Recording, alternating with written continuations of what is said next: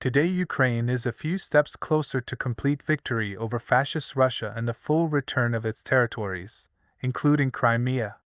The despicable but useful ugly one in this case is Prigozhin, who raised an armed rebellion against Shoigu and Gerasimov, who seized the headquarters of the RF's southern military district, and now his advance packs are heading toward Voronezh, and further toward Moscow. In fact, it is a revolt, not against the war criminals Shoigu and Gerasimov, but against Putin himself, whose place Prigozhin has long wanted to take and create his own power in Russia. What are the real motives behind Prigozhin's armed rebellion? I think that he, as a person who has known Putin personally for more than 30 years, treats him with contempt and sees that he, having unleashed a bloodbath against Ukraine, for his imagined greatness, is no longer in control of the situation in the ruling power.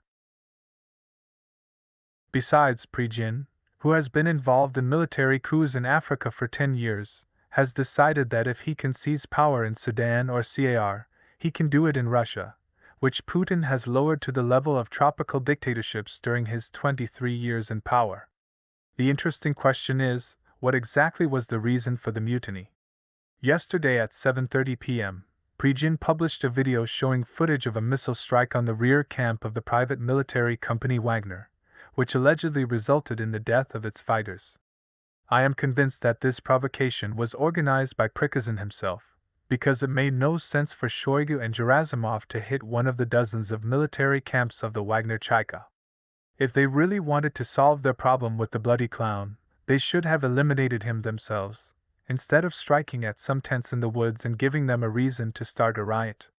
Prigozhin has been preparing for a rebellion for a long time. That is why he spent the last 6 months raising his visibility through accusing Shoigu and Gerasimov of sabotage, and gaining credibility among the RF military, unhappy with the way the criminal war against Ukraine was being conducted. That is why he opened Wagner centers in every federal subject of Russia and recently traveled halfway around the country. Mr. Prigozhin has crossed the Rubicon, is going for broke and will not turn away from his path until he is physically destroyed or until he achieves his goals. In my view, what are the options for unfolding the situation? 1. Putin's government will crumble like a house of cards today and tomorrow.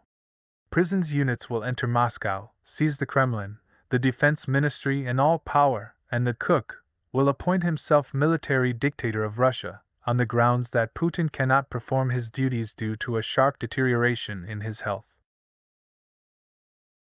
The second, Putin will order the physical destruction of Prigozhin, who is already effectively outlawed, with the dagger or Iskander strike, as well as the air defeat of the convoys of the CBC that are now heading from the south towards Moscow. Why do I say from the air? Because it is unlikely that any ground unit of the RF troops would dare to engage in open combat with the experienced and tightly disciplined Cheka. Third, Putin will abandon his plan to physically destroy Prigozhin and try to negotiate with him by meeting his demands to remove Shoigu, Gerasimov and other ineffective war criminals, replacing them with Prigozhin's appointees, to increase military pressure on Ukraine and our allies. This would still mean a de facto transfer of power into Prigozhin's hands and Putin's departure from power, and in the long run, the possibility of being shot along with Kabayeva for treason, just as the Ceausescu wives were shot on the second day after the uprising began in 1989. You can choose which of the three options is most beneficial for Ukraine, or write your own option in the comments. In my opinion, all three options I cited above only strengthen the position of Ukraine and bring our victory closer.